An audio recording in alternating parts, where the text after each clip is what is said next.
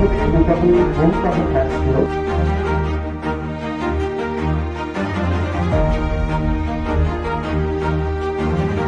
অত্যন্ত দুঃখজনক। আমাদের ইকোনমিক্যাল গ্রোথ এত ভালো হচ্ছিল, ইন্ডিয়া এখন 4th লার্জেস্ট ইকোনমিক গ্রোথ হয়েছিল ভারতবর্ষে, এই পৃথিবীতে, এবং যে গতিতে ভারতবর্ষ এগোচ্ছে তাতে আরো দ্রুত এগোবে। আমার মনে হয় সেটাও একটা বড় কারণ অন্য অন্য আমাদের কম্পিটিটিং দেশও চায় না যে ভারত তাড়াতাড়ি এগিয়ে যাক।